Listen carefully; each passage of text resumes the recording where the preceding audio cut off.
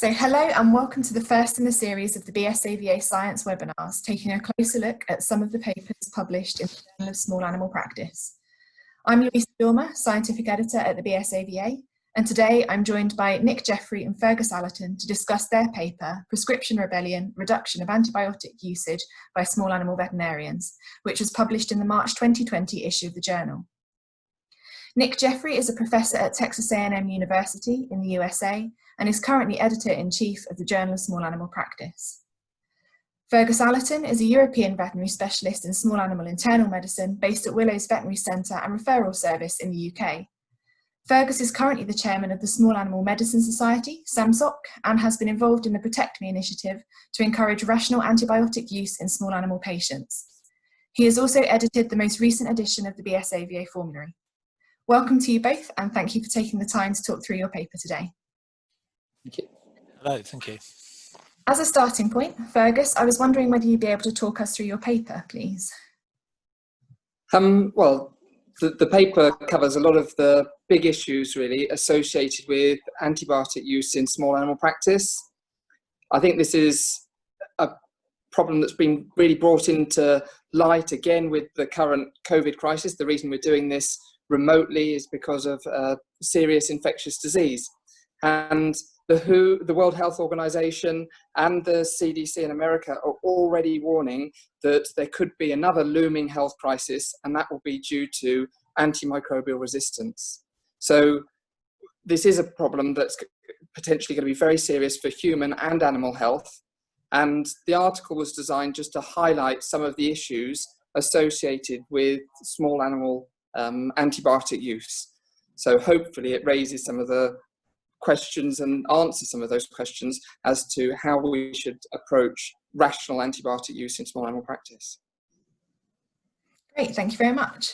So in the manuscript, you mentioned that reductions in antibiotic usage in farm animals have largely been achieved by the publication of RUMA guidelines for the responsible use of medicines for all of the major food-producing species. Do you think that the Protect Me guidelines could offer a similar impact on antibiotic usage in small animals?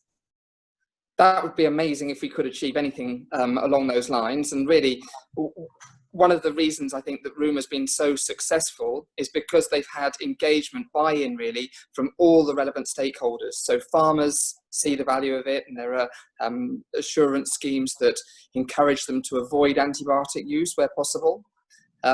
Vets have signed up for it, and lots of bodies within that are trying to encourage and reduce antibiotic use. So I think they've got multiple sectors that are encouraging that.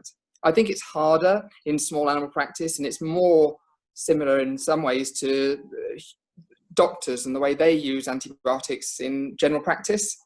So I think it's going to be a harder thing to achieve, but I think that that should be our goal. Our goal should be to reduce inappropriate antibiotic use. We're not aiming to block all antibiotic use in small animals. They are incredibly useful. They save a lot of lives, but we want to make sure that we limit the use to what is absolutely necessary so that we don't drive the problem of antimicrobial resistance. Yeah, absolutely. And you just touched on there, my next question really was, which was about, again, comparison with farm animal practice and how we've seen the emergence in recent years of labels such as antibiotic-free and raised without antibiotics. So you're saying that that's not what we're aiming for in small animal practice. It's very much a reducing the usage, sorry. It is reducing the usage. And I think the more we communicate that message to owners, they are hearing it if they go to the doctors. Historically, you'd go to your doctors, you'd say you've got a cough, you'd expect to go home with antibiotics. And even in the waiting room, if you're allowed that far these days, if you can go to the waiting room, you can see posters that would explain why antibiotic prescription is not an automatic thing. It should be after careful consideration of the clinical signs and symptoms that you're showing.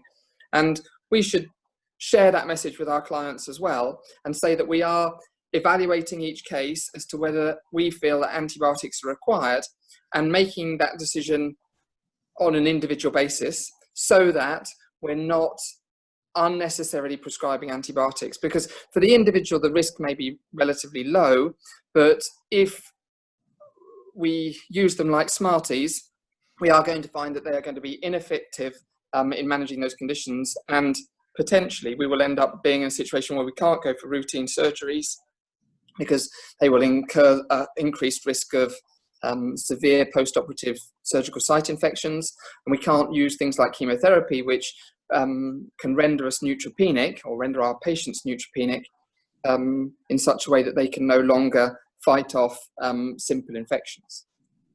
Absolutely, thank you. Yeah, so what do you think the major obstacle to reduction in antibiotic use by small animal vets is, and what can we do to overcome that?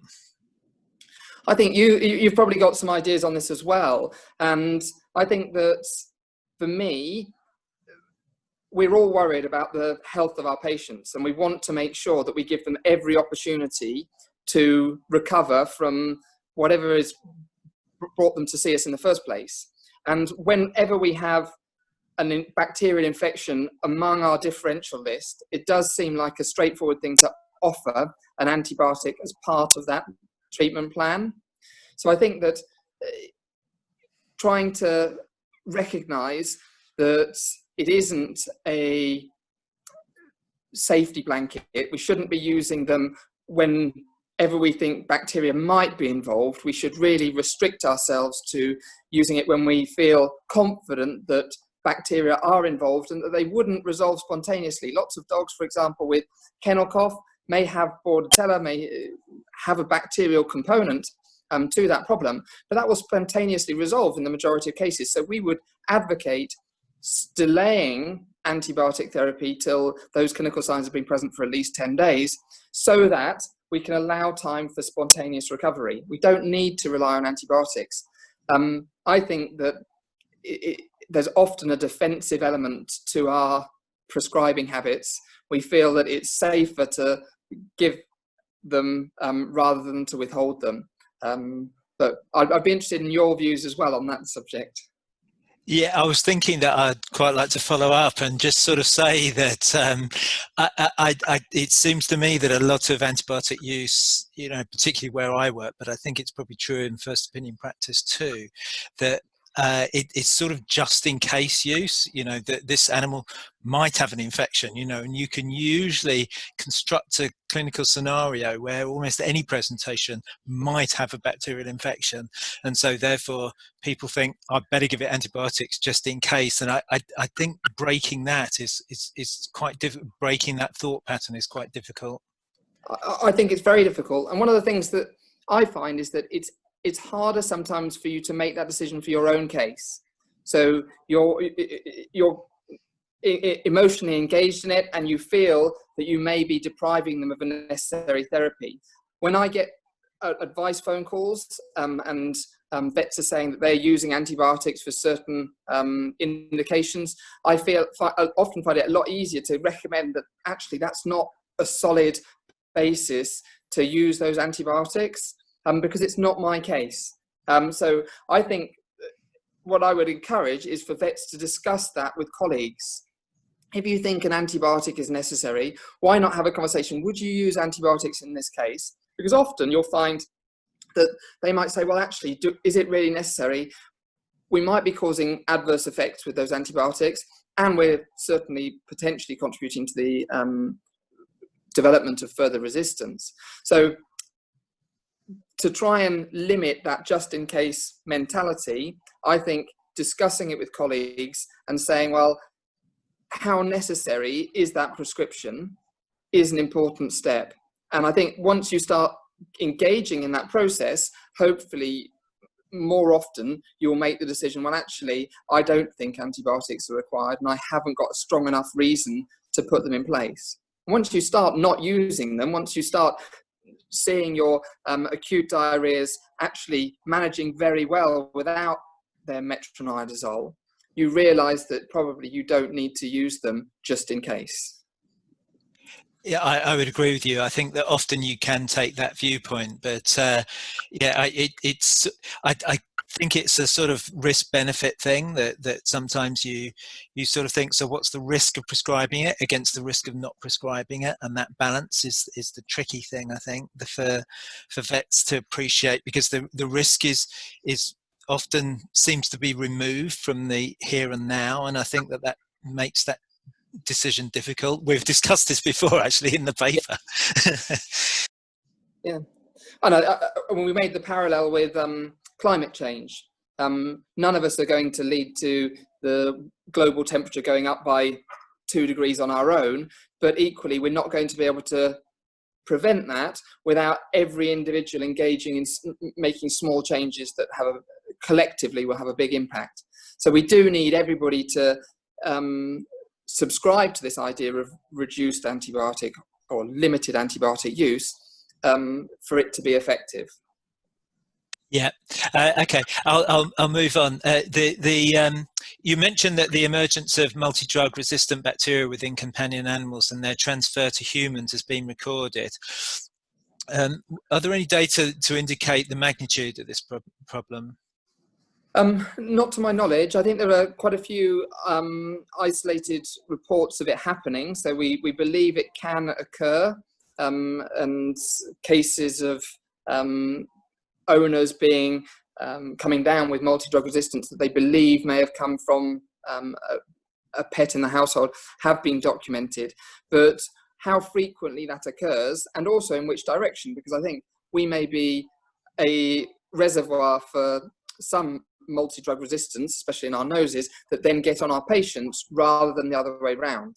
So I think it's not always clear which way that's going. I believe that the RVC and Anita Loeffler's group are doing a study into MRSA in particular and trying to work out how common a problem it is and how significant a problem it is and what the risks are to people. Yeah, thank you. So aside from the issues then associated with multi-drug resistant bacteria, are there any other concerns regarding the administration of routine antibiotics to companion animals? Yeah, I think there are. I think that we underestimate the risks associated with antibiotic use. When I work in a multidisciplinary centre and we have an ophthalmology department, whenever they hear anyone mentioning the use of enrofloxacin administration to a cat, they will start crying out and getting very upset, because that does incur a risk of significant retinal toxicity, transient or permanent blindness in cats. And there is a report of that happening at a standard dose. So that risk may be relatively small, but it seems unnecessary when there are alternative, even if you want to stay in the same class, there are alternative fluoroquinolones that are available. So we do know of certain significant risks associated with antibiotic therapy. And on the Protect Me poster, we included a table that highlighted some of the more significant risks. I think that we should be aware of them, and we should try and avoid those particular examples of antibiotic use, because I think it does put those patients at unnecessary risk. And interestingly, if you look in the US, if I go to the doctor with a cough, just to a walk-in clinic, the most likely class of antibiotic that I'd leave with, probably unnecessarily, but the most likely class of antibiotic would be a fluoroquinolone.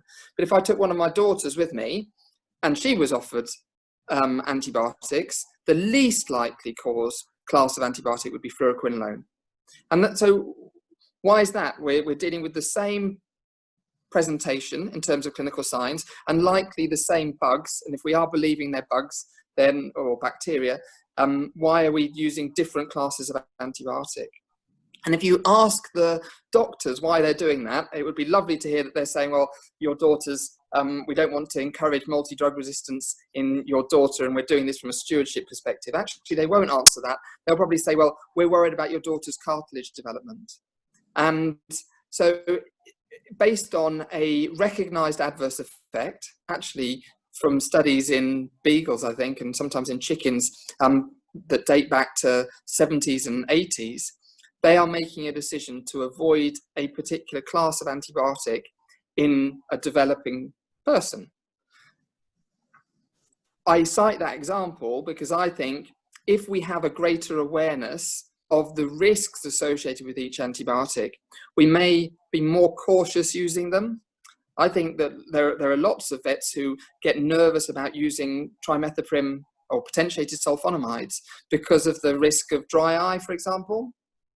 We're aware of that risk, and therefore we're cautious about using it.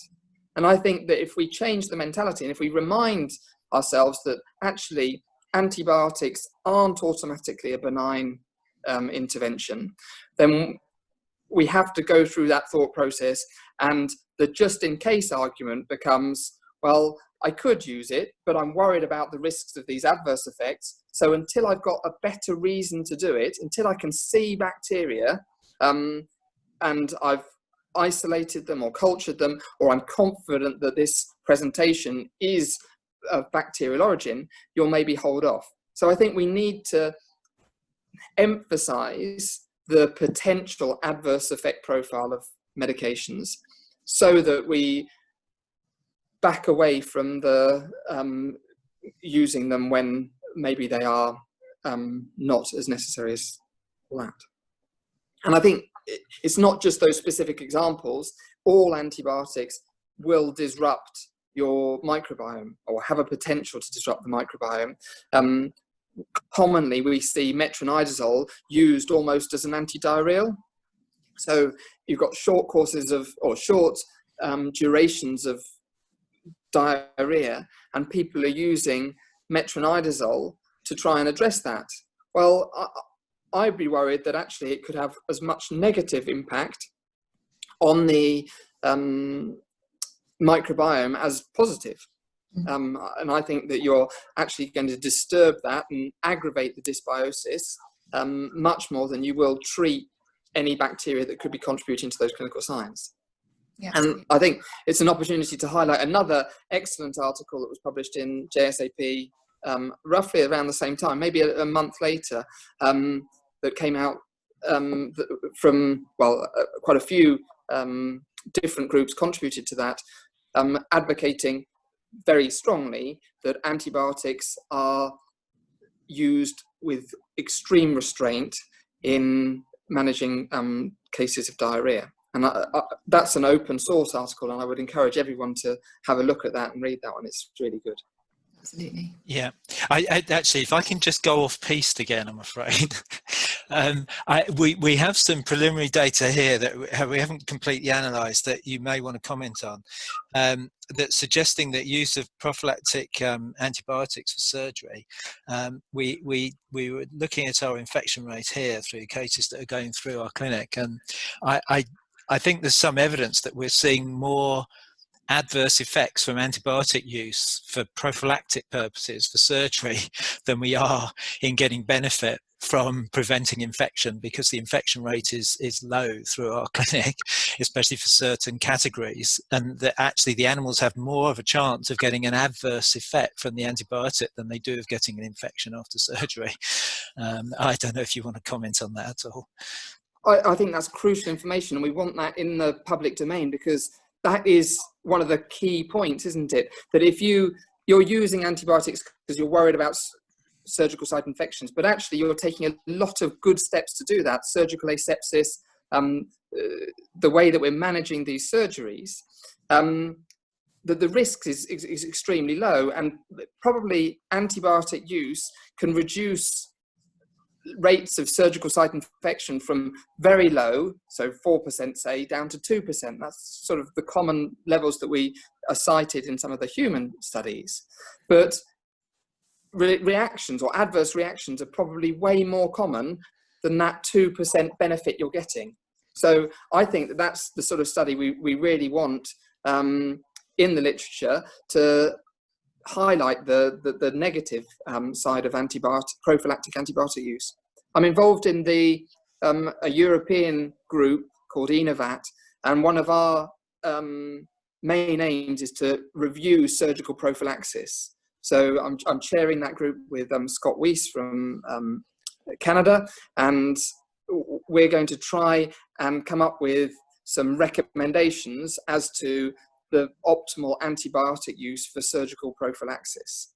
And my impression is that, again, we should be erring towards less rather than more. There are Stephen Baines and his group from the RVC did an excellent study where they asked people, how often would you use antibiotics for a castration or for removal of a small cutaneous mass?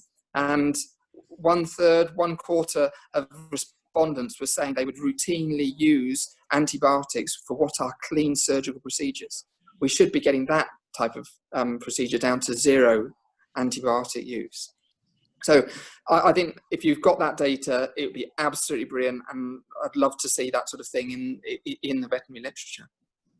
Hopefully eventually we'll get there. Yeah, it might take a while. We've got like thousands of cases that we've got to go through. Yeah, but yeah, we'll try and do that. Yeah, so I think we've just got enough time for me to squeeze in another question. We were asking about the low rate of culture and sensitivity testing in cats that were treated with cefavecin, which I'm not exactly sure what that is, but is that the 3rd generation cephalosporin? It is indeed. Yeah. And just why people aren't culturing before prescribing? Well, as a 3rd generation cephalosporin, these, along with the fluoroquinolones, these are classed as the highest priority critically important antibiotics. So these are antibiotics that we recognize in human medicine they are trying to reserve for specific cases. Because they can be life-saving, they can manage some life-threatening diseases, and so we need to keep them in reserve so that we don't render them ineffective. In various countries in Europe now, they have put in place legislation that stops you using those antibiotics without demonstrable culture that shows that they are necessary, that you couldn't use a lower tier antibiotic instead, and that supports administration of that nature. Now, those rules aren't in place in the UK yet, and I don't believe there's any steps to introduce them. But I think it's then important for vets to be as responsible as one can be when using those medications.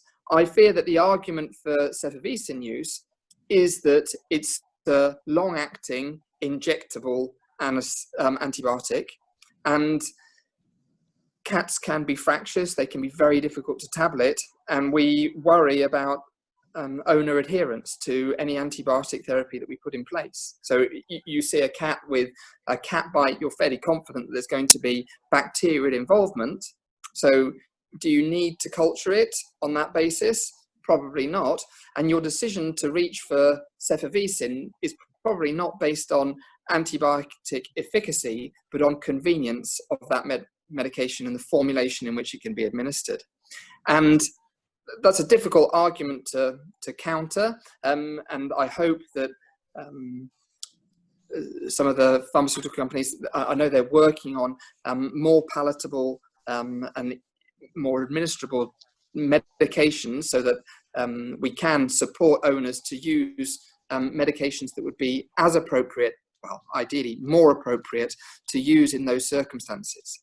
So I realised that lots of the cats that we cite, over 1,000 cases where they were using cefavecin, lots of them may have had a need for that, for some form of antibiotic, but I feel the selection is likely a convenience-based one, but I think it's one that we need to shy away from and really try and restrict that use. And one of the things that I would encourage to do that is to get in place a multi-vet approval system.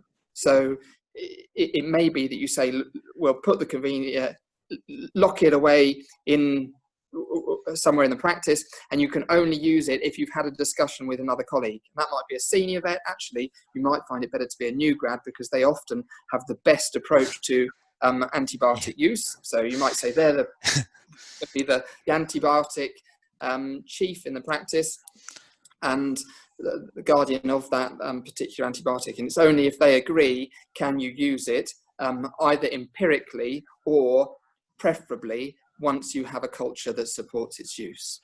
Yeah, actually, that particular use that you're describing, especially for cat bite abscesses, is particularly disappointing to me. In the like 1930s, when I qualified, we used to give long-acting penicillin V, whichever the injectable one is, or is it penicillin G? I can't remember. We used to give that as a routine treatment, so it used to last for like 48 hours, the injection. So we used to give a long-acting injection. We used to cut a hole in the abscess, give them long-acting stuff, ask the owners to come back in a couple of days for another injection. Well, the owners didn't come back because it healed anyway, because you cut a hole in the abscess. Whether you even need to treat them at all with antibiotics is probably open to question there, but we used to give them the straight penicillin, and you know that it sort of worked, and it seems very disappointing to be using a third generation cephalosporin for treating something that can be treated with a much lower tier antibiotic, as you point out in the Protect Me poster. Exactly, and I think duration of antibiotic therapy is one of those we just don't have any data on that. How long should you treat a urinary tract infection for? How long should you treat a coughing dog for? And even in people, they still recommend completing the antibiotic course that your doctor prescribes. But there is a dogma of shorter is now better. So for pyelonephritis in people, you can be looking at a 3-day course of antibiotic. Wow. Will you 4 to 6 weeks? But actually, we would have a much greater impact on total antibiotic consumption if we could rein in some of those course durations. And if we said, look, actually, do you need that longer course? You could probably get away with 3 days for an abscess. Hopefully, maybe just 24 hours is going to be more than enough. I agree with you. You probably don't need antibiotics in a lot of cases unless there's systemic involvement. I would try and manage these things topically. You lance it, clean it. It should be the end of it. Only if you think that the cat is systemically unwell would I give antibiotics at the same time. But I would probably say you're going to get away with 24, 48 hours is more than enough. You don't need 10 days cover of a third generation cephalosporin. Yeah. Thank you. Great, that's great. Thank you both very much for your time today, and thank you for listening. As a reminder, the full version of this paper can be found in the March 2020 issue of the Journal of Small Animal Practice, and a link can be found in the comments below the recording. Join us next time when we will be discussing xenotransfusion of canine blood to cats, a review of 49 cases and their outcome.